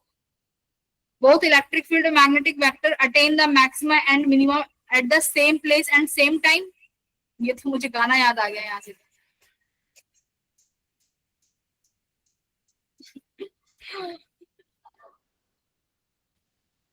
मैम कौन सा? बस आ गया ऑप्शन। तो ये सही है कि गलत है? सेम प्लेस और सेम टाइम, भाई टाइम प्लेस तो सेम नहीं होगा ना, सेम टाइम तो होगा बट सेम प्लेस नहीं होगा। एक दूसरे वक्त एक एक्स में बनेगा और एक वाई में, बट ये तो फॉल्स के लिए पूछ रहा है ना। सेम प्लेस, सेम फेस होना चाहिए ये। This should be a same face, not a place. Question में शायद फेज ही दिया होता उस टाइम टेस्ट में, है ना? फेस होगा ना, प्लेस तो नहीं Yes, हो ma'am. सकता। प्लेस होगा तो फिर ये गलत हो जाएगी। हाँ पलक, एकदम बढ़िया गैस किया। तो ए अगर फेस है तो ट्रू है, एक साथ मैक्सिमा होते हैं और एक साथ मिनिमा होते हैं और सेम टाइम पे होंगे।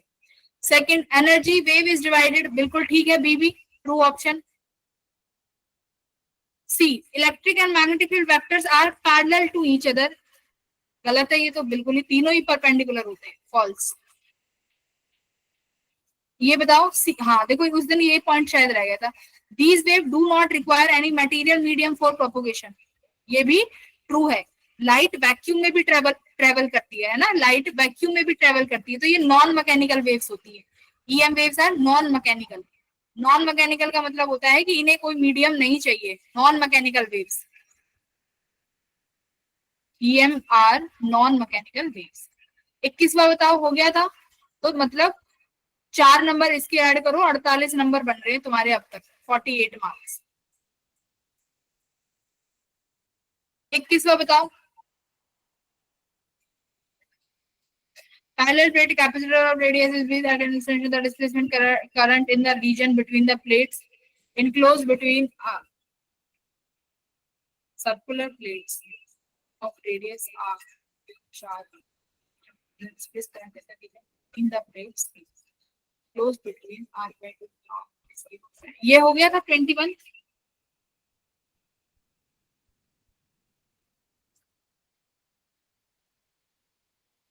ये कैसे होगा?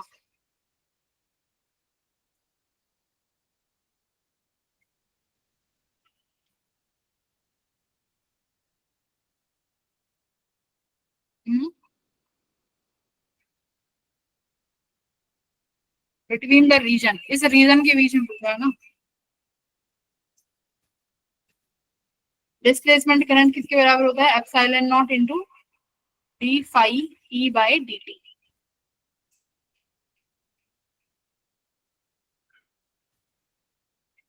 इस रीजन के बीच में पूछा है, तो epsilon naught as it is. Electric field भी नहीं गिवन।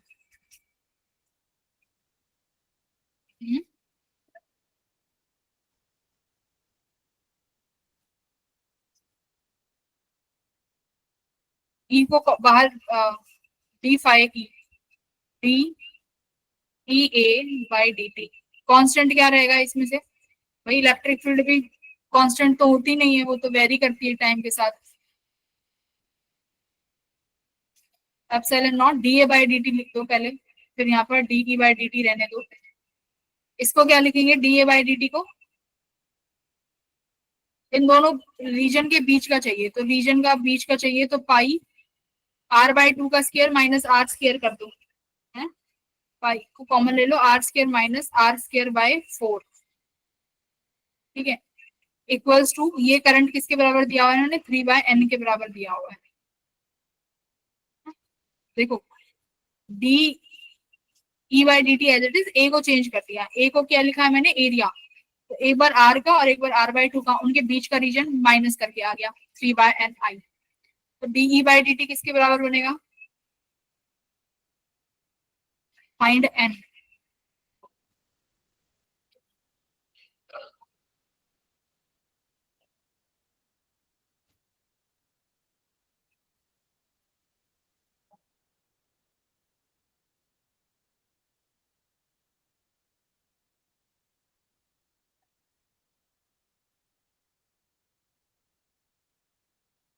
पाई एप्सिलॉन नॉट कितना बना? ये 4 में से गया तो 3 r square by 4 d E by D t is equal to 3/n i।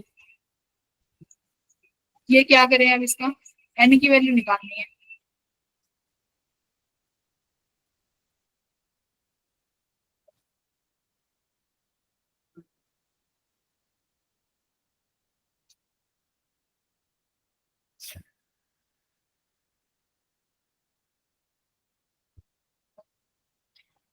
अच्छा, ये हमारा 3/4 आया ना, यहाँ से सारी कांस्टेंट टर्म को आई मान लो, ये 3/4 आ गया, ये सारी कांस्टेंट टर्म को आई मान लो, तो यहाँ से अगर रिलेट करेंगे तो n यहाँ से 4 आ गया, तो यहाँ से n की वैल्यू ऐसे 4 है। अरे कैसा बेकार सा सवाल, बस फॉर्मूले में रख के बस r वाला रखना था वैल्यू, बाकी सबको कांस्टेंट मान के करिए। n की वैल्यू 4, इसे नहीं ऐड करते। 22 वाला कर लिया था, फ्लक्स डेंसिटी पूछी है, इजी क्वेश्चन है। मैग्नेटिक फ्लक्स डेंसिटी होती है बेटा मैग्नेटिक, बी पूछना है। तो बी कितना हो जाएगा इस केस में? देखो कह रहा है कि अगर नंबर ऑफ कॉइल्स इतने हैं, एरिया इतना है, सडनली मैग्नेटिक फील्ड रिमूव हो जाती है, तो मतलब सडनली मैग्नेटिक फील्ड जीरो हो गई। It is observe that charge this flows into the coil. तो ये ऑब्जर्व किया जाता है कि इतना चार्ज जो है कॉइल में फ्लो कर रहा है, चार्ज फ्लो कर रहा है।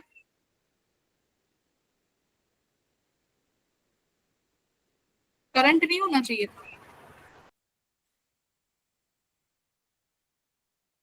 या फिर एट इंस्टेंट पे होना चाहिए था।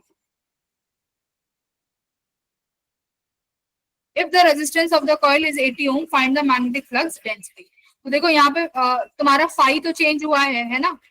फाई इनिशियली किसके बराबर होगा? NBA के बराबर। भाई फाई BA के बराबर होता है, बट नंबर ऑफ कॉइल्स है तो NB आ गया। फाइनली फाई कितना हो जाएगा? भाई मैग्नेटिक फील्ड जीरो है, तो फाइनली फ्लक्स तुम्हारा जीरो हो गया। लेकिन हमारे पास D phi by D T तो अभी भी है, कितना? माइनस इनिशियल माइनस फाइनल कर दो, तो अब या माइनस फाइनल माइनस इनिशियल कर दो, साइन का ही चेंज होगा, यानी NBA। ये हुआ d phi by D t, NBA। भाई यही तो d phi by D t है एक्चुअली, और यही मेरा EMF इंड्यूस होगा। तो यानी मेरा यहाँ से करंट क्या आ जाएगा? EMF upon resistance. EMF आपका NBA है, चेंज ऑफ फ्लक्स। रेजिस्टेंस की वैल्यू दे रखी है 80, बट दिक्कत ये है कि यहाँ करंट ना देके चार्ज दिया हुआ है। बेटा ये इंस्टेंट पे होगा फिर, है ना, ये जो चार्ज फ्लो हुआ है ना उसी पर्टिकुलर सेकंड पे हुआ होगा। तो आई को मैं क्या लिख सकती हूँ? Q by T. आई को Q बाई टी लिख सकते हैं, और उसी इंस्टेंट पे अगर ये गया है तो आई जो है Q के बराबर हो जाएगा। तो आई इक्वल्स टू Q, तो यहाँ पर इक्वल्स टू Q के बराबर ही इसको लिख दो आप, चार्ज की वैल्यू आ जाएगी। सारी वैल्यूज गिवन है आपके पास, मैग्नेटिक फील्ड की, सॉरी, बी आ जाएगा। चार्ज की वैल्यू कितनी है? 2 इंटू 10⁻⁻⁴ इंटू 80 अपॉन एन की वैल्यू 40। मैग्नेटिक फील्ड एरिया जो दिया हुआ है 4 इंटू 10⁻⁻। आई इक्वल टू क्यू कैसा है? हाँ, मैंने आपने लेफ्ट साइड में NBA अपॉन में 80 equal to I equals to Q by T होता है, I equals to is Q by T. लेकिन यहाँ पर इन्होंने बोला क्या? ये चार्ज बेटा उस पर्टिकुलर इंस्टेंट पे होगा, है ना, कि जब ये, क्योंकि तुम्हारे पास जो मैग्नेटिक फील्ड है वो सडनली रिमूव हुआ है, तो EMF जो इंड्यूस होगी वो भी उसी इंस्टेंट पे होगी। कुछ समय के बाद जाके तो EMF भी चेंज नहीं होगी, क्योंकि मैग्नेटिक फील्ड जीरो करती ना, आपने रिमूव ही कर दिया। तो वो सारी चीजें वो उस इंस्टेंट पे हुई है, उसी इंस्टेंट पे तुम्हारा मैग्नेटिक फ्लक्स जनरेट हुआ है, सॉरी मैग्नेटिक फ्लक्स चेंज हुआ है, और उसी की वजह से करंट इंड्यूस हुआ है। तो यहाँ पर जो वो चार्ज है ना, उस पर्टिकुलर टाइम के लिए, जब तुम्हारा टाइम डेल्टा टी बहुत स्मॉल है, वहां पर हम इस आई को Q के बराबर ले सकते हैं, क्योंकि delta T is very small यहाँ पे। तो आई बराबर Q हो जाएगा। तो आई को आप यहाँ पे डायरेक्टली Q भी रख सकते हैं, वी कैन पुट इट। बस इसको आप सॉल्व कर लेना, फॉर्मूला बेस्ड क्वेश्चन है, आ जाएगा आंसर। ठीक है, एक बार 25 और 24 देख लेते हैं। 25वां बताओ बेटा, मैक्सिमम इलेक्ट्रिक फील्ड निकाल लिया था। हाँ, मैक्सिमम इलेक्ट्रिक फील्ड की वैल्यू कितनी हो जाएगी? 200 बटे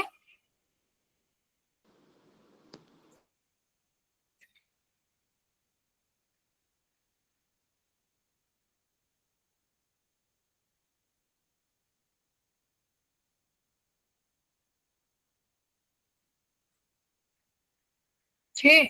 यही आंसर है क्या 25 का? Yes ma'am. यस मैम 6 यार। Yes ma'am. देख, तो कितने हो गए? कितने हो गए?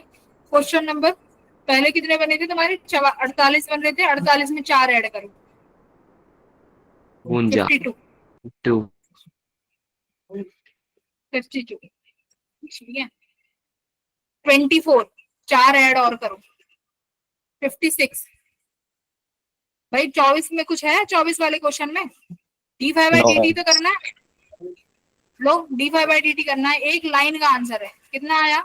10t + 2। ये पूछ रहा है 1 सेकंड पे, रख दो एक वैल्यू 12 आ गया, लो 12 वोल्ट। टी की वैल्यू 1 रख दो, 12 आ गया, 12 वोल्ट। बेटा जी 52 + 4 करिए, कितना हुआ 56, 56 नंबर। ये तो आने ही आने थे। ये ऐसे क्वेश्चंस हैं मतलब बिल्कुल जो मैंने जिसमें बिल्कुल रिस्क ही ना लिया हो तुमने। अब बताओ क्या किया है पेपर में। 23 वाला भी देख लेते हैं।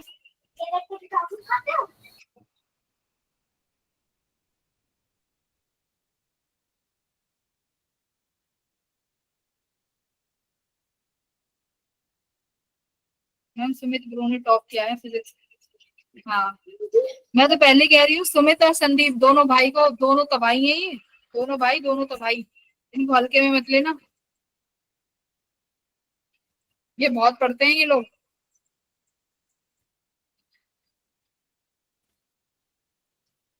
आर्यन और ये प्रिंस, तुम दोनों भी थोड़ा ध्यान दो पढ़ाई पे। राहुल भी आजकल सही कर रहा है। आदर्श और गौरव, गौरव तो पता नहीं क्या ही कर रहा है।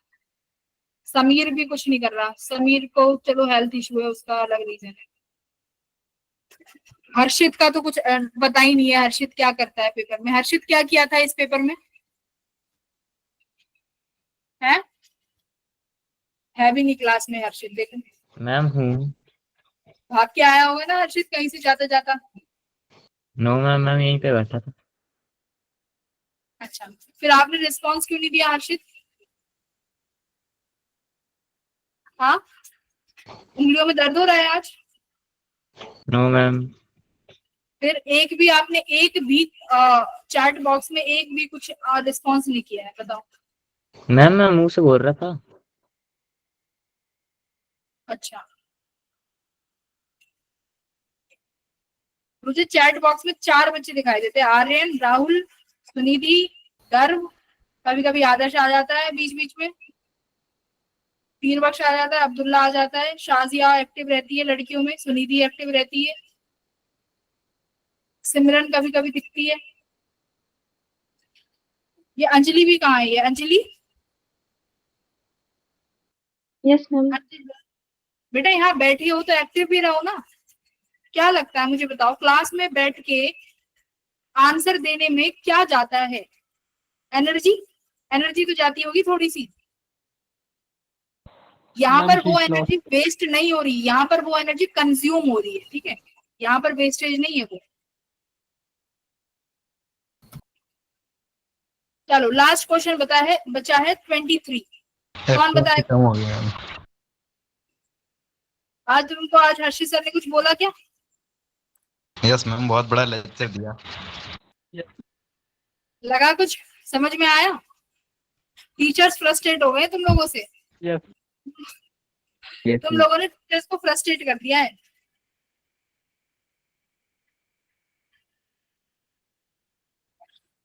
अब तुम लोगों को टीचर्स को थोड़ा सा अच्छे से करना पड़ेगा। वही टीचर्स की बातें सुनो, मार्क्स वार्क्स लाओ अच्छे, तभी कुछ हो पाएगा। वरना टीचर्स क्लास में देखो, अगर टीचर्स अपना 100% दे रहे हैं और सामने से 50-60% भी नहीं रेसिप्रोकेट होता, भाई चीजें रेसिप्रोकेट होनी चाहिए ना, तभी तो काम चलता है।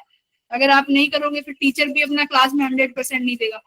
अगर टीचर अपना 100% ना देके 80% देंगे तो तुम खुद बताओ तुम कितना फिर कंज्यूम कर पाओगे। सुनिए ना वो कहानी, ये क्लास में पढ़ाया जाता है बाल्टी भर के, मैं याद करता हूँ एक मग भर के, पेपर में लिख के आता हूँ एक ड्रॉप। हमारे फिजिक्स वाले सर भी ऐसे ही बोलते हैं मैम। अच्छा, सुनिए ना वो कहानी। अब तुम ये बताओ, अगर टीचर्स तुम्हें टब भर के ना पढ़ा के सिर्फ एक मग्गे जितना पढ़ाएं तो तुम पेपर में वो ड्रॉप भी नहीं लिख के आओगे। तो टीचर्स को हल्के में मत लेना। मैम फिर वो पेपर मन में सॉल्व हो जाएगा, पेपर बोली।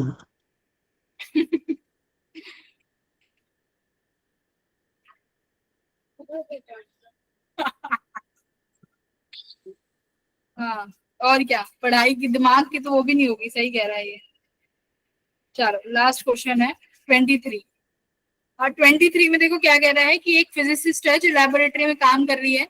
उन्होंने एक नेकलेस डाला हुआ है जिसका एरिया इतना है, in such a way that the plane of the necklace is normal to the field. फिर से वही बात आ गई, देखो नॉर्मल टू द फील्ड जहां लिखा हो ना, वहां ये समझ लेना अगर फील्ड परपेंडिकुलर है उस प्लेन के जहां पर आपका ऑब्जेक्ट रखा हुआ है, इसका मतलब उन दोनों के बीच में बी डॉट ए के बीच में जो एंगल बनने वाला है ना वो 0 डिग्री बन जाएगा, क्योंकि दोनों परपेंडिकुलर हो जाएंगे। मैग्नेटिक फील्ड भी नॉर्मल है और एरिया वेक्टर भी नॉर्मल है, तो दोनों अगर नॉर्मल है तो आपस में एंगल 0 डिग्री बनाएंगे।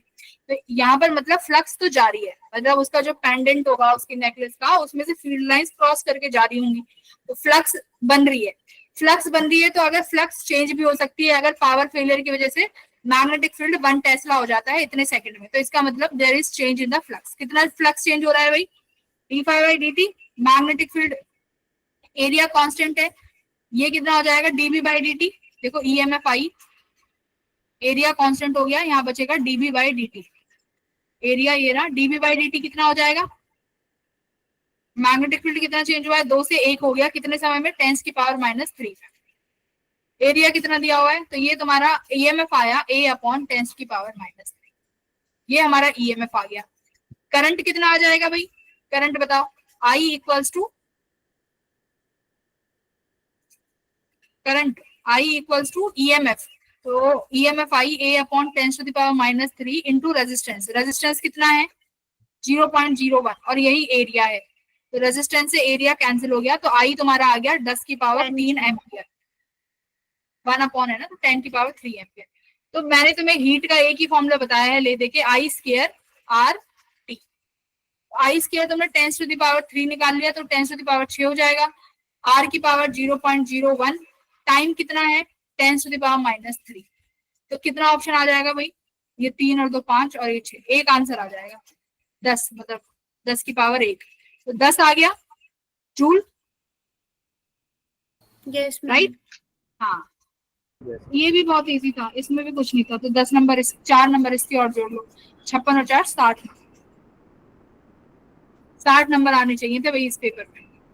ले दे के चलो इधर उधर हो गया हो तो भी मैं कहूंगी 50 से कम तो किसी के भी नहीं आने थे।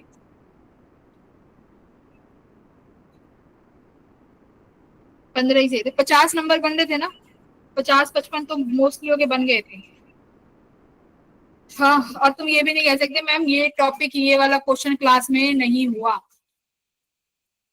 ठीक है? हाँ मैम, 7 गलत थे। चलो राहुल के भी सही मार्क्स आए हैं, नैतिक के 64। भाई तुम लोग चीटिंग वीटिंग तो नहीं करते ना, ये भी और क्लियर कर दो, कभी चीटिंग वीटिंग भी करते हो?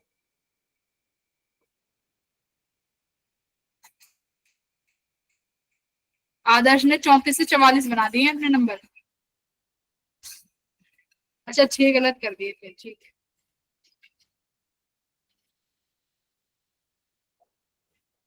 ओके, कल अपना फिर से स्टार्ट करेंगे अपना रे ऑप्टिक्स जो चल रहा है, जो भी तुम्हारे डाउट्स हैं वो अगली क्लास में ले लिए जाएंगे, डोंट वरी, ठीक है? पढ़ते रहो, पुराना रिवाइज करते रहो, नवंबर के बाद समय नहीं मिलेगा तुम्हें। चलो लीव कर सकते हो आप लोग क्लास। Good night ma'am. हाँ मैं अगली क्लास में बता दूंगी। Thank you.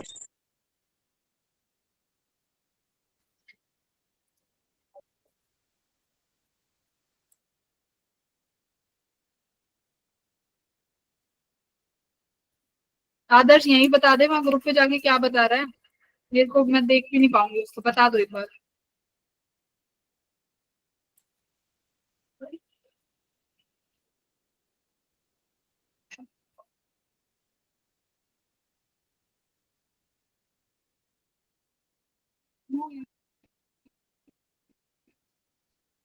क्या